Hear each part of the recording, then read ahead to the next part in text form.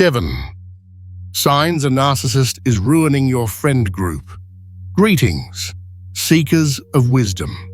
I come to you as a voice from the Stoic tradition, a philosophy not of idle dreams, but of hard-earned clarity, forged by men like Zeno, Epictetus, and Seneca in the raw pulse of life.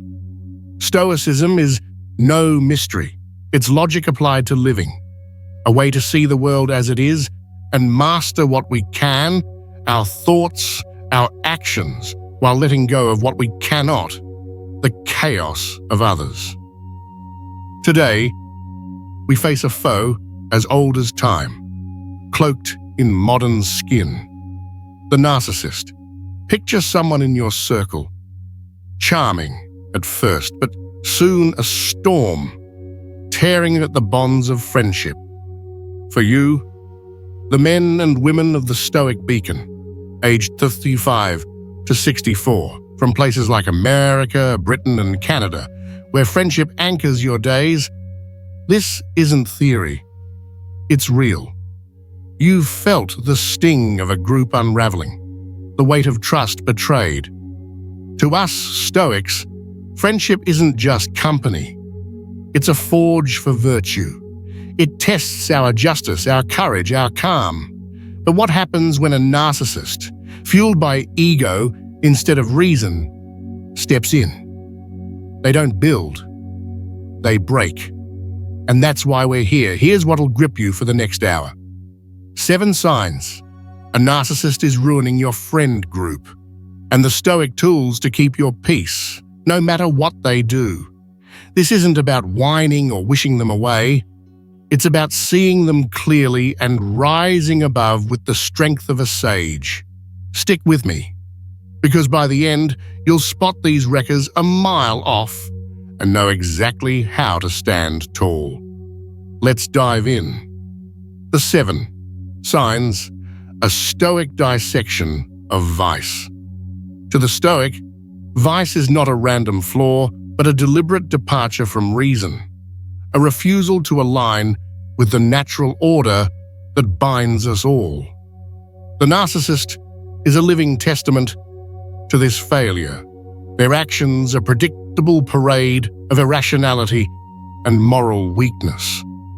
Let us dissect these 7 sins, each a crack in their character, each a mirror for our own resolve. I'll paint them vividly with logic as my brush and experience as my canvas, so you see them as clearly as I do.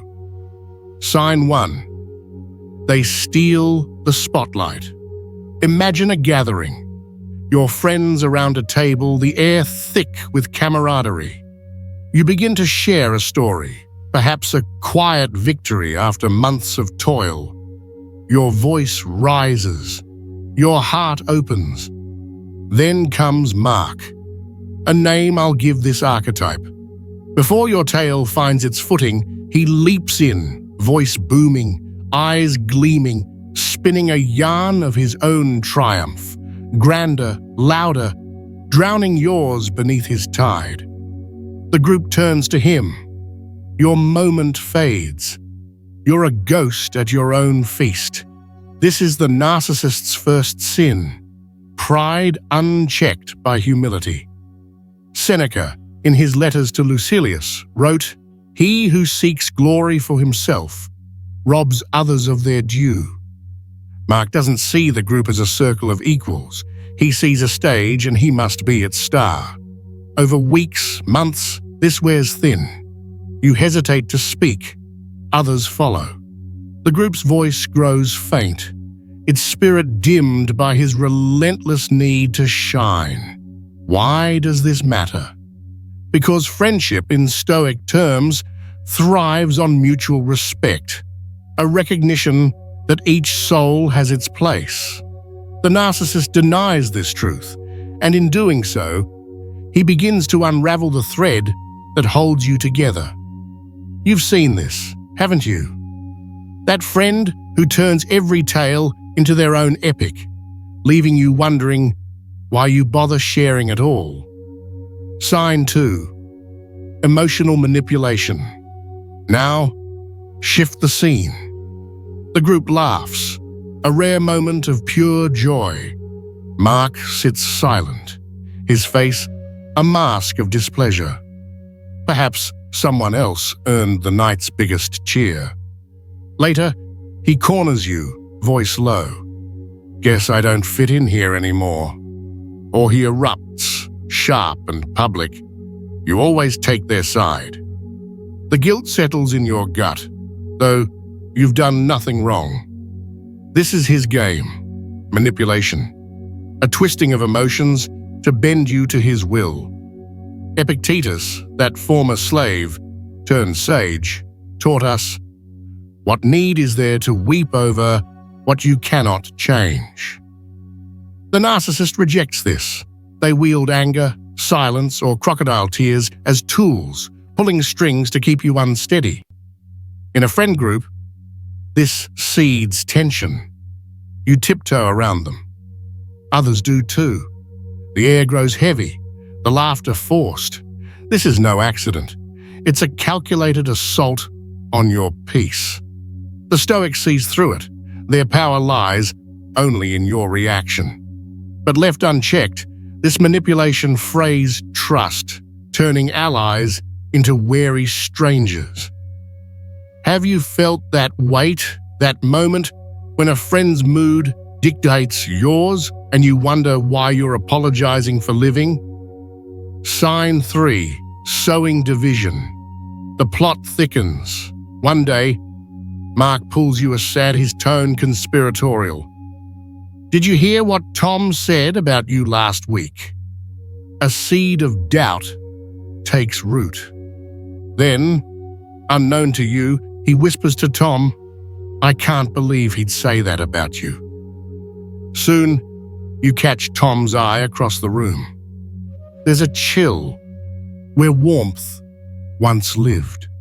The group splinters, invisible lines drawn by unseen hands. This is the Stoic vice of injustice, a betrayal of the natural unity we're meant to share. Marcus Aurelius, emperor and philosopher, wrote, "What is not good for the hive is not good for the bee." A friend group is a hive, thriving on trust and mutual goodwill. The narcissist poisons it with whispers, rumors, half-truths, delighting in the discord they sow. They don't build, they divide. You know this shadow, don't you?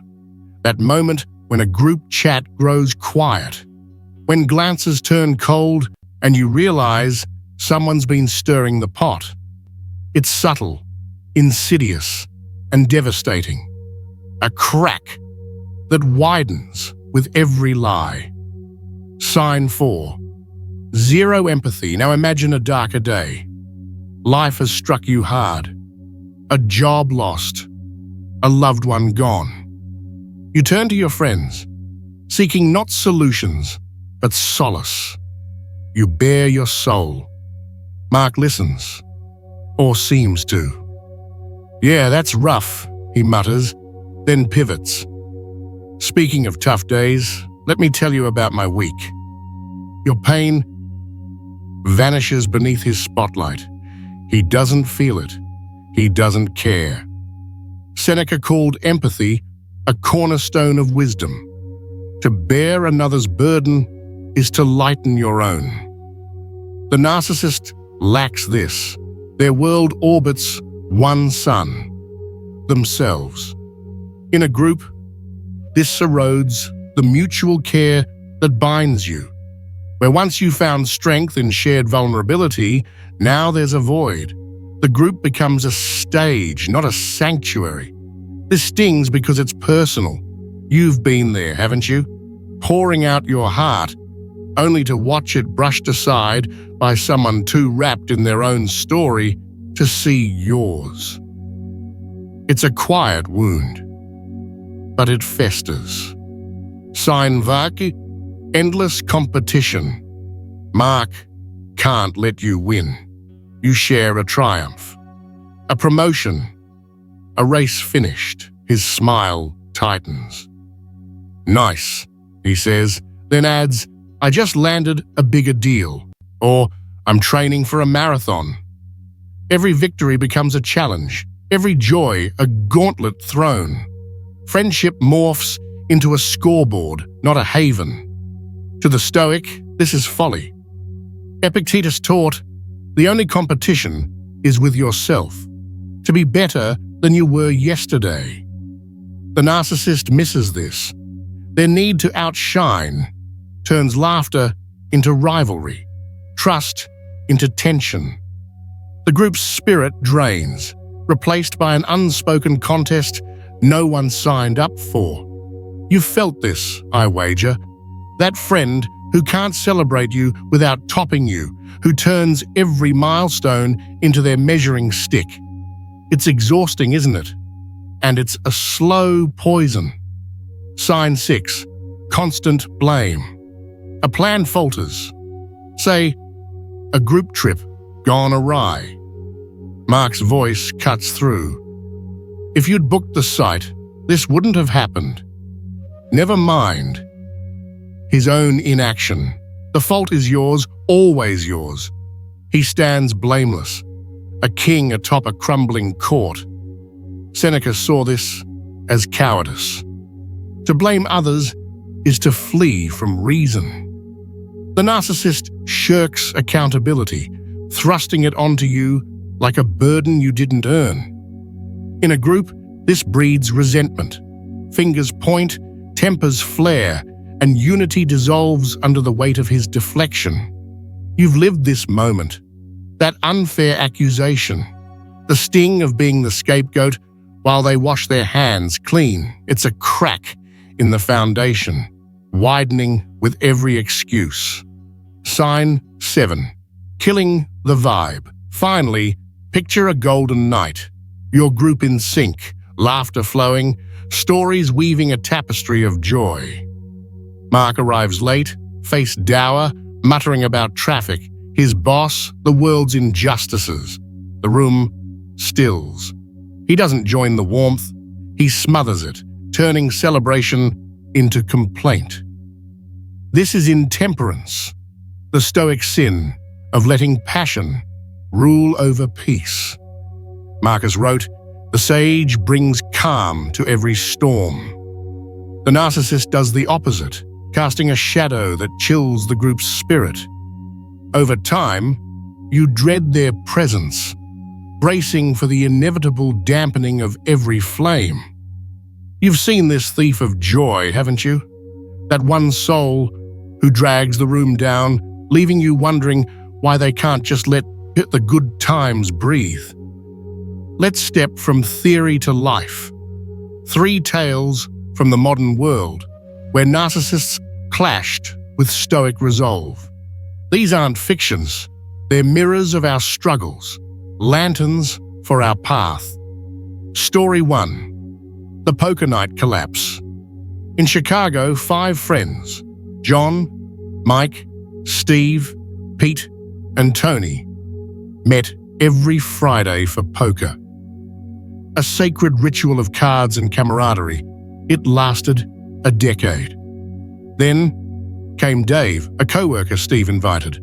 At first, he dazzled them. Witty, bold, a fresh face, but the cracks showed fast. He'd crow over every win, sulk at every loss, and once bit accused Mike of cheating over a $5 pot. Whispers followed. Mike's a jerk, he told Steve. Steve's cheap, he told Tony. By month 6, trust bled out. Poker night died. Steve, though, turned to Stoicism. He'd read Seneca, I won't hate the man, only the vice. He saw Dave's pride, his division, for what they were, flaws beyond his control. He stopped reacting, refused the bait. Quietly, he rallied the others for a new night. No Dave invited. The group rebuilt, stronger. Lesson? Reason cuts through chaos like a blade. Story 2. The work crew betrayal. In London, a crew of builders, Paul, Dave, Rich, and Sam, were a family on the site. Enter Karen, a new hire. She'd interrupt their banter with tales of her genius, ignore Paul's struggles with a sick kid, and blame delays on anyone but her. One day, she pitched Paul's design as her own to the boss. The crew split, anger on one side, silence on the other. Paul clung to Epictetus. You have power over your mind, not outside events. He stayed calm, logged his work, and rebuilt trust with the lads over pints. Karen's credit grab faded when the truth surfaced. The crew endured. Lesson: virtue outlasts vanity, steady as stone. Story 3. The Family Reunion. Saboteur. In Toronto, a cousins' reunion.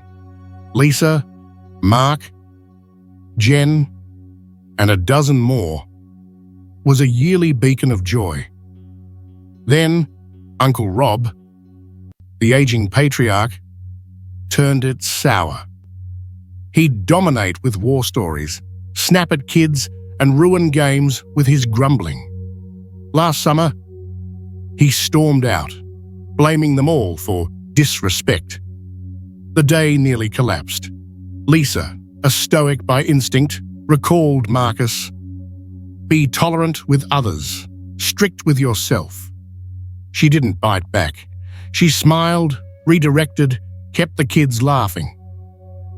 Rob's tantrum passed like a cloud. The reunion shone on. Lesson: peace is your choice, not their gift. The Stoic solution: mastering the self. How do we face this foe? Stoicism doesn't flinch. Seneca's De Clementia lights the way. Clemency is the moderation of the mind in punishing. It's strength, not softness. Here's the path. 4 steps carved in reason. Recognize, don't rage. Their vice isn't your burden. See it as a flaw in their soul, not a flaw in you. You don't curse a storm, you weather it. Stay calm. Your mind is your fortress. They can't breach it unless you open the gate. Breathe, center, choose reason over wrath. Set boundaries. Justice demands you guard your peace, not with fury, but with firm resolve. Limit their reach. Protect your light. Focus on virtue. Joy flows from within, not from their applause. Seek the good in others, the strength in yourself, and let their noise fade. This isn't retreat, it's mastery. The sage doesn't bend to the narcissist's wind. He stands tall, rooted in what's true. The narcissist tests us, but in that test lies our triumph. Every sign, pride, manipulation, division, is a chance to wield Stoic virtue. Steve, Paul, and Lisa didn't just endure, they rose. So can you. Which step will you take today? Will you spot the spotlight stealer and smile, knowing your worth? Will you set a boundary with the manipulator and feel your spine straighten? This isn't theory, it's life. Comment below. What's your first move? Like, subscribe, join the Stoic Beacon. In a world of chaos, the Stoic stands unshaken.